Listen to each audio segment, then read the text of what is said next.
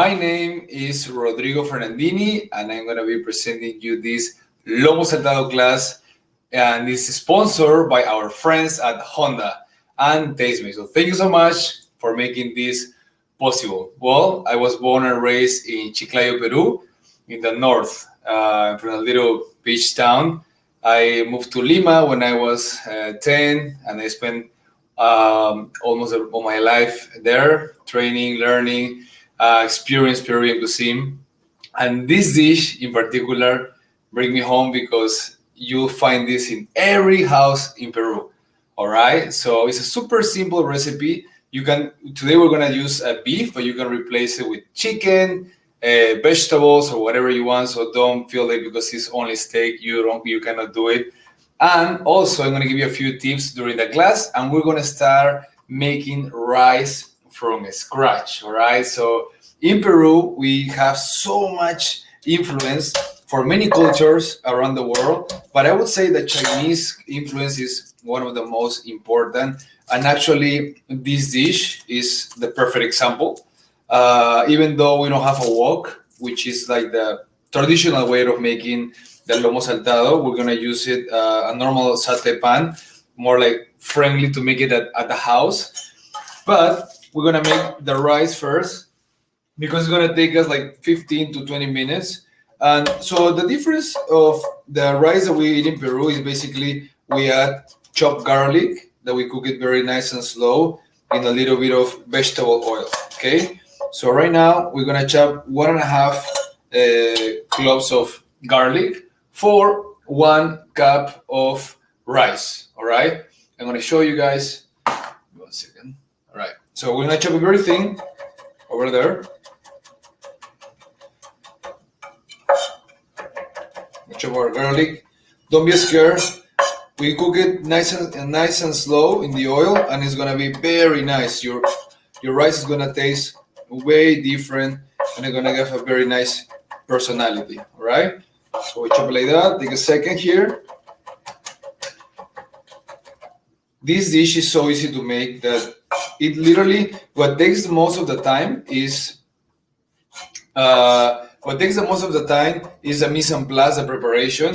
But once you have everything ready and set up, it literally takes 5 minutes to put it in the dish. So that's the beautiful part of it. You can prep ahead and then plan for the next day, get the mise en place ahead the previous day, and then you just before you execute, boom, that's it. All right, so I have my pan right here, and I'm gonna add a little bit of vegetable oil, as I said. With olive oil works pretty well as well. And then I'm gonna add the garlic into the pan. And this is the sound we like to hear, all right? So it's very gentle, we don't wanna burn the garlic. Just a little golden, right there is perfect. And now I'm gonna add right there my rice. I have 1 cup of rice over here. I'm gonna add it right there. And now I'm gonna add hot water. That's a tip, so you don't have to wait for the. Give me a second. Okay, so hot water is gonna just accelerate the process, no? Because if it's cold water, it's gonna take time to boil and everything. So I think this is gonna be way better. Now, what is a perfect formula for making a rice? I would say it depends on the type of rice you're using. One people said you have to use the same exact amount of water, 1 cup of water for 1 cup of rice. Sometimes when I do this, I do that for some rice, it still gets a little undercooked. Sometimes when I put too much, it's overcooked. So I had a little tip I'm gonna share with you. I always put 1 cup of water, 1 cup of rice, and I put 1 and a little bit more. And then I put my finger, okay? And in the first line of your finger, you have to go just a little over the line. And that's the perfect amount, okay? That's all you need to do. So you put it right here. Perfect. All right.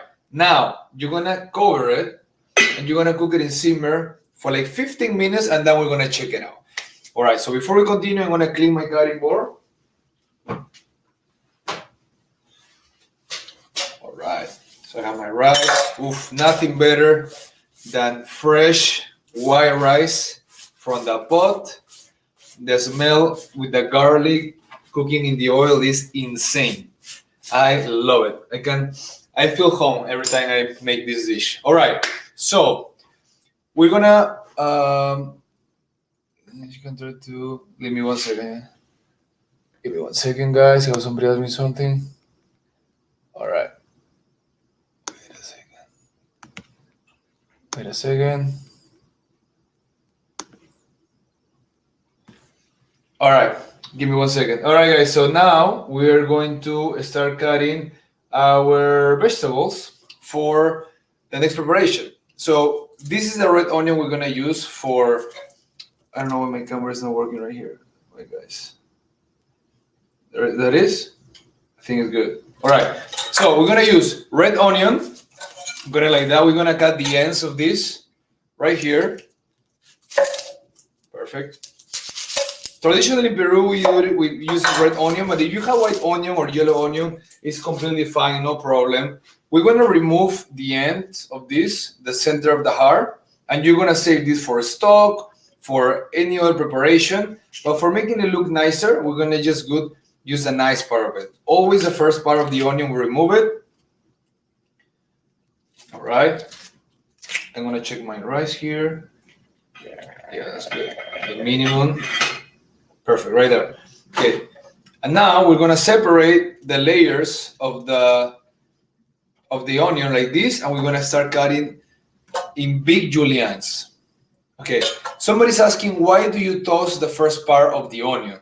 I'm just separating this because to have a nice precision cut for the preparation, but I'm not tossing this out. I'm just reserving it, and you're gonna use this for like vegetable stocks or for anything else you want. You don't toss it. You just reserve it.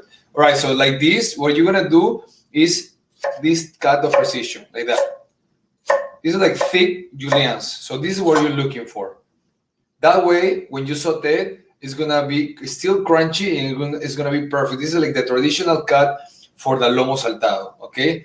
So for one dish, I think this is more than enough. I'm gonna receive this for later.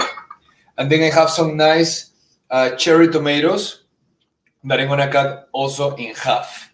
Just like that, super simple. You cut it in half and we're gonna reserve, okay? So we have our tomatoes, you have our onion. I'm gonna do a little more. I love tomatoes.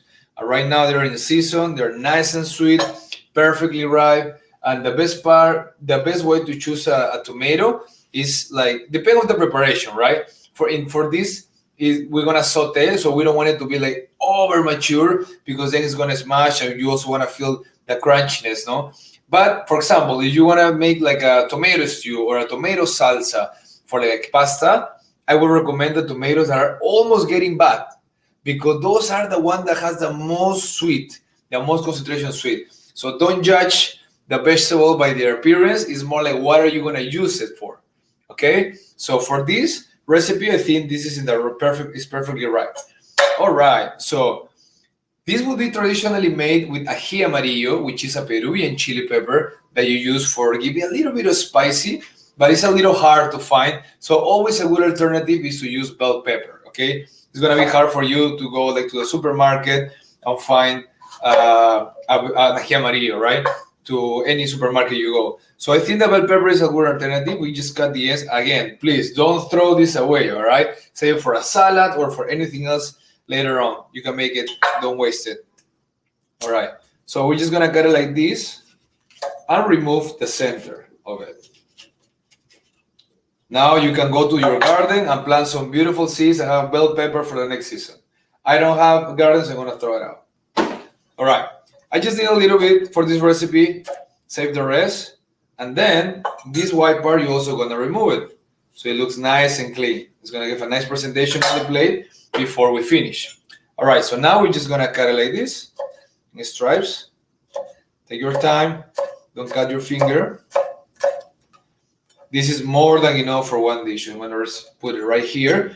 I'm gonna save this for other preparation. Now, I did this in advance because, of course, if I was gonna boil a potato, it's gonna probably take like 30 to 40 minutes. So what I did is to use this russet potato. You can definitely use Idaho or golden potato, or whatever potato your favorite. The other day, I even used fingerling potatoes, and it was amazing.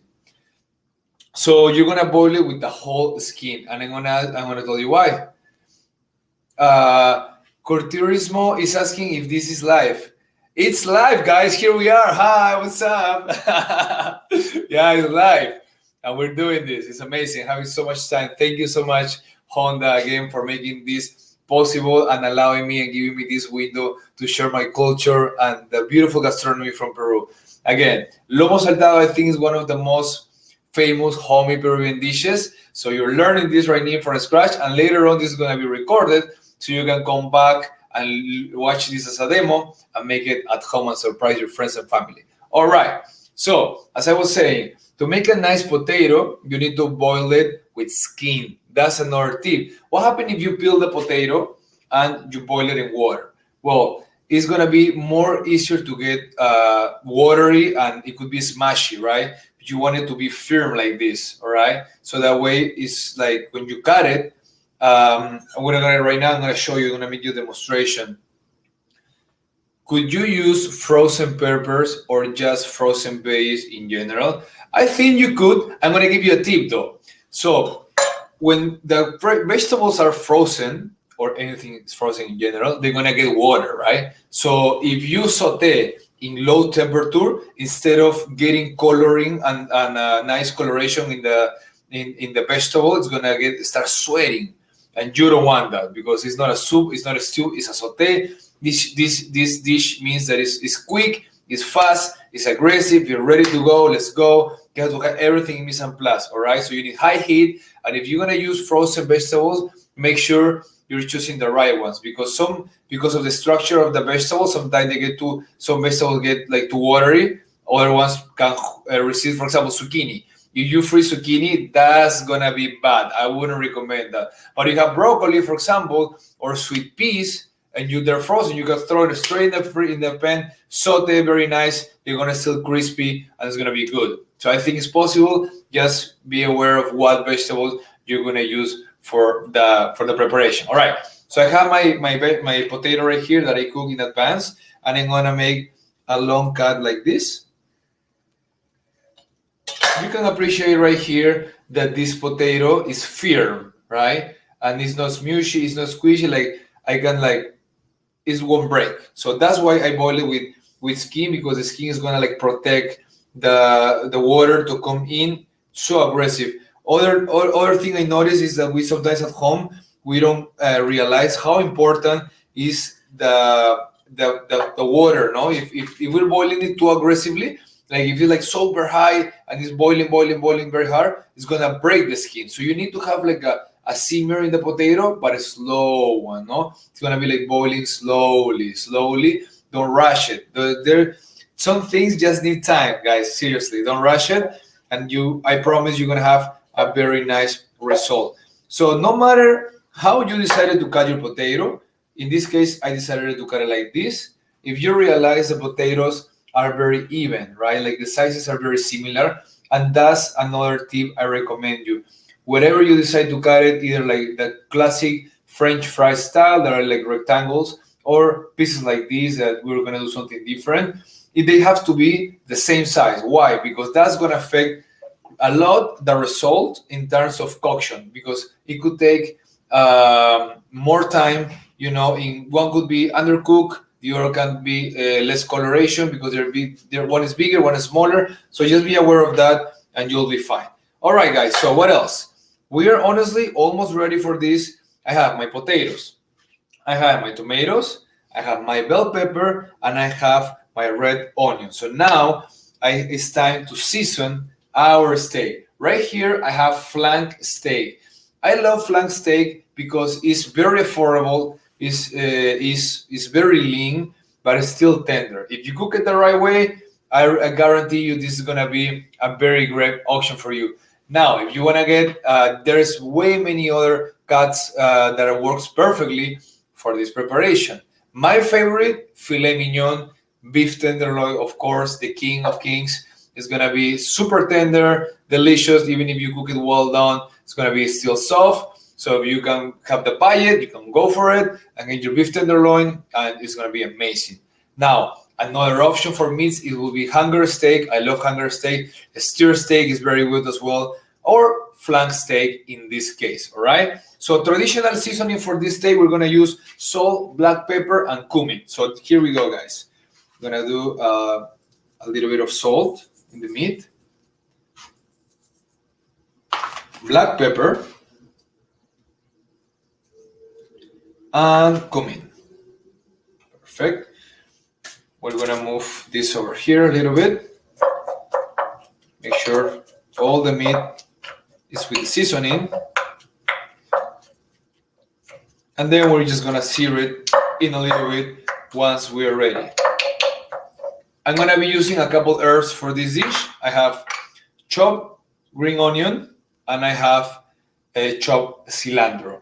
And that's it, guys. We are so ready. Let's see how our rice is doing. By the way, I'm located in New York City. I don't know where you guys are watching this, but if you ever happen to be in the city, please come visit me to Artesano restaurant in Chambers Street in Tribeca.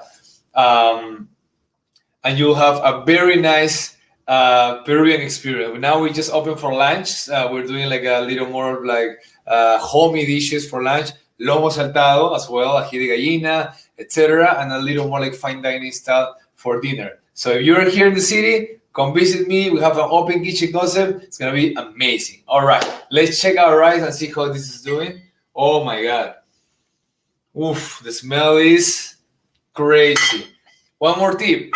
When you see your rice is almost ready, you need to move it with a fork, not with a spoon, because the fork is gonna open the grains, you know. And sometimes if you don't open it right away, the rice is gonna be like a block. So you need to open it so all the babe goes out and it's very nice and separated. I'm gonna show you right now. Look at this. Look at this rice. Oof. No more microwave rice, guys. You know how to make rice now? Easy. A little bit of garlic with salt. Oh my God, delicious. All right, so now we have this over here. Rice is ready. Let's make lomo saltado, guys. So we're gonna put the pot on the side. Over here, I have. Actually, I'm gonna bring it to the front since I'm already done with the rice. So it's right here. Okay. This pot has oil. I'm gonna fry my potatoes. Oh, but I need to make the sauté, so never mind. I'm gonna back up and put this over here because I need the front to make the lomo saltado. All right, so this is what I would do in a service in the restaurant. While I fry my potatoes, I have to make the lomo saltado. By the time the potatoes are ready, this should be ready too. It's that quick. All right, so I have this over here. I'm gonna get nice temperature over here, max temperature. And let's throw the potatoes to the fryer. Make sure you don't burn your hands, okay? So just one by one, take your time. All right.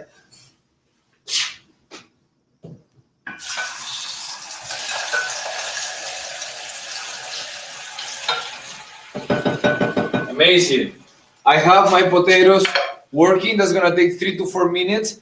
The idea to cook potatoes homemade is that it's medium temperature, the oil. If you go too high, it's gonna give you a nice coloration on the outside, but it could burn it and also it won't be that crispy. You want it to take time so the oil makes the magic. Any questions so far? As I said, guys, this dish honestly could be made in advance if you have your tomatoes cut the previous day, your onions, your bell peppers, your potatoes already cooked, you know, and diced. By the time your friends come home or by the time you want to have lunch, you just need a pot and this is going to be super, super quick. And as I said, this could be a perfect vegan meal option if you want to replace the beef for some mushrooms, you know, or you want to replace this for some chicken or fish. It could totally happen. So it's very important to multitask in the kitchen. A couple tips is always remember when you're making a recipe to start for the process that take the longest. For example, what we're doing right now, we were doing rice, and then I start cutting my vegetables.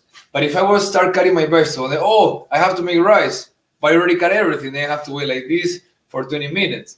But since I'm gonna boil potatoes. Okay, the potatoes take 30 minutes. Okay. Put my potatoes there, perfect. Gonna cut this, my container.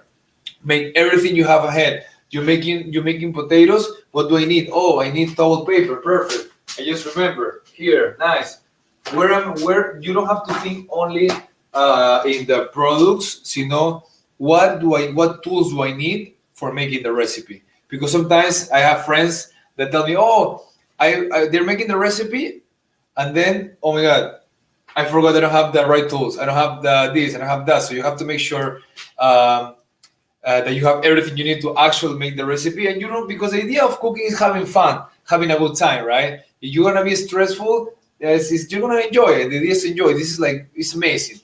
How could you? Somebody's asking me, how can you adapt this into a vegetarian recipe?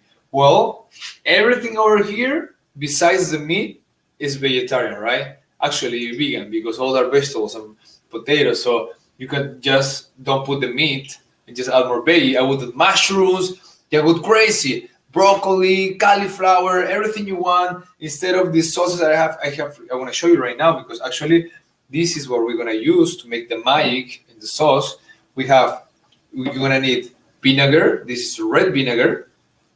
I have a beef sauce that is basically oyster sauce, soy sauce, and a little bit of beef stock. But don't worry, I can do this only with water. It could be water, soy sauce, and red vinegar. Of course, a little bit of oil to make the saute. All right, let me check my potatoes and see how far I am to get this ready.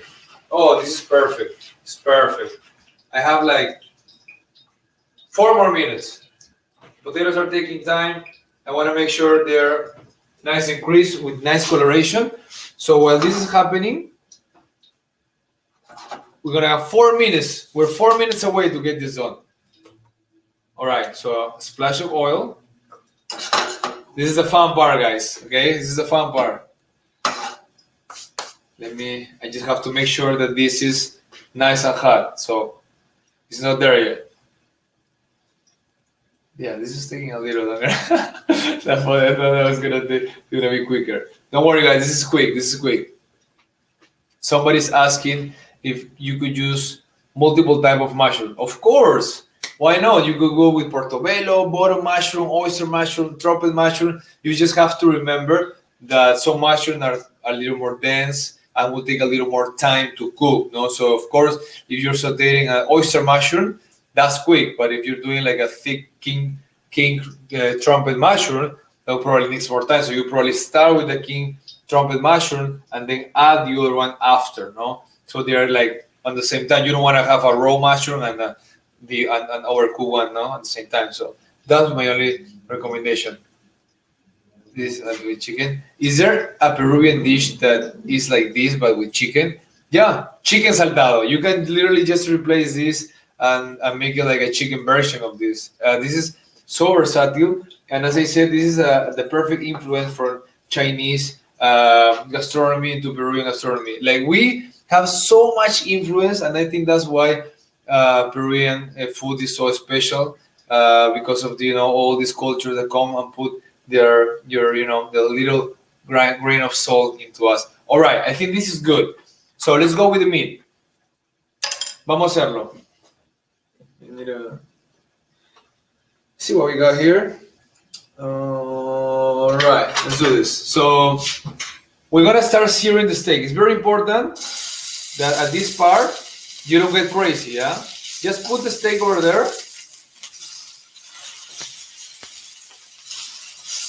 And take your time, don't move it. What do we want here? We want coloration. We want to make sure that it's golden brown in both sides. So of course the timing of this, it will depend on how thick you cut your meat, right? In this case, I have like 1 inch thickness around approximately. So I'm calculating this is gonna take around 4 minutes to be cooked completely the way I want. And if you notice over here, I don't know if you can see it, but the meat is starting to be a little white at the bottom. That means it's cooking, no? Make sure that there's oil around it. And for this part, it's all good. It's all quick. You put the meat, you sear it for both sides. We're gonna add the vegetables. We're gonna make the Maggi right there, and we're gonna plate it and we're gonna eat. It's almost there.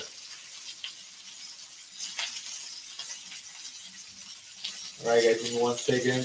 I'm trying to, I don't know why my side camera is doing this right now. Give me 1 second guys, I'm putting my camera on the side so you guys can see this.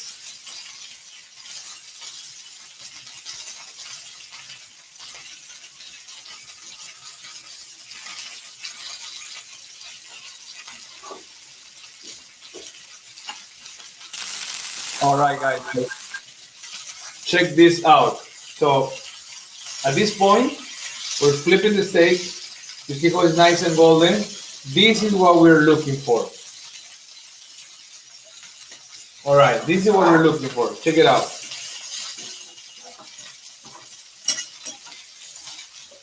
Nice and golden brown, both sides. Right there. Okay, now once it's like this, nice and golden, while it's searing the other side of the meat, what I'm gonna do, I'm gonna start with the rest. Chop your onion right there. Throw your onions over there. Let's go. Now, we're gonna add the bell pepper. Right? I'm not gonna add the tomatoes just yet because I wanna make sure they don't get like overcooked. You know the tomatoes is way more delicate than the bell pepper and the onion. So you have to wait. Give me 1 minute for that, and that way they're gonna be cooked evenly. Okay, you're gonna enjoy the texture of it. Always seasoning a little bit of salt here with in the vegetables. And one recommendation is you're gonna realize that the onions are almost ready when they start changing the color. You see how it's nice and purple? They're gonna start getting like light purple, and that means that they're ready to start moving around. As right now, and remember guys, this is the homemade version. Of course, in the restaurant, you have the normal wok with the fire, and you're like boom, boom, doing it like this, that we will in a second, but we don't want to have the fire. Do you have a torch? Okay. So, okay, at this point, perfect. You see the onions? Check it out, guys. What I was talking to you about. Right now, the onions is a little purple, but it's a little white on the sides. That means that it's ready. Look at this. Right, and there. Now, we add the tomatoes, okay? Boom, tomatoes in. What are we doing next? Touch of vinegar. With the vinegar, we're gonna make sure the vegetables are nice and crunchy. Now, we're gonna add our little bit of soy sauce. We add the Lomo sauce, that is beef stock with oyster sauce. There you go. Look at that beauty. And now we're gonna add cilantro and a little bit of green onion, the green part. We're gonna later reduce it down for like 30 seconds so all the flavors are together. And let me go and check my potatoes. Potatoes are great, ready to go.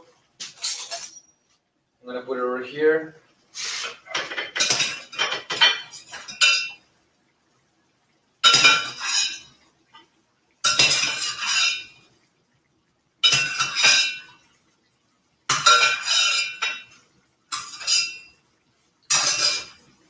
All right, guys, check this out. Potatoes came out golden brown, beautiful. They're so crunchy. And as you should know now, every time you make a fry, you have to season it nice and hot, right there. As soon as they come out of the fryer, salt. Okay? Oof, let me try this.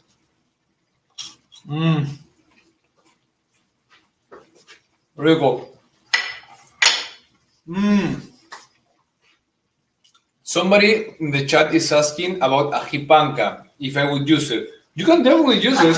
You can add 1 spoon of ají panca paste into this right now as we're talking. We're doing this, and it will be really a nice touch. So check, this is what you're looking for. Look at this consistency. Look at this. This, imagine this with your rice. Now it's time to try the seasoning, okay? Let's try it. Oof. I miss you, Mom. All right, let's do it. Let's play it. Vamos. Let me make some space over here. It's clean. Let's turn this off. It's time to eat, guys. I haven't eaten anything since the restaurant, so I am starving. I hope you guys make this at home. I want to thank to our friends at Honda to make this possible. We're gonna make this dish right away. So I have my plate. I have a little bowl over here. We're gonna put the rice. Very quick. Oof. Look at this, guys. Fresh rice. Look at this. Generous amount of rice. Literally in Peru, we eat rice every day. Every single day. And imagine eating this with the juice, the beef, the vegetable. Oof. You put it like this. Right? Now, you just go like that. Check this out. Potato over there. Beef.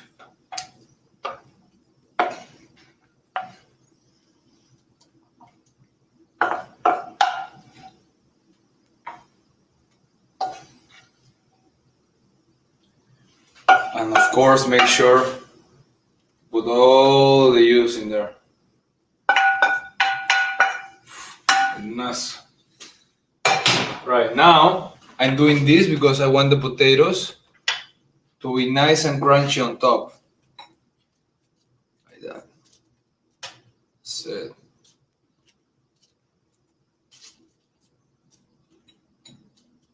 You can even hear this. So good. Then, little bit of green onion, little bit of cilantro. Take this out, and voila. That's it, guys. Lomo saltado, Peruvian style. There you go. Thank you so much to our friends at Honda for making this possible. I'm so happy, had a great time. This class is gonna be recorded, so let's try it and see if it's as good as it looks. Oh my God, it's so good, I'm so excited, guys. So we need this, of course, a little bit of the rice. Well, I think this piece is a little big, so I'm gonna need a knife. So, cut a little piece. Potato with the juice, this. Cheers.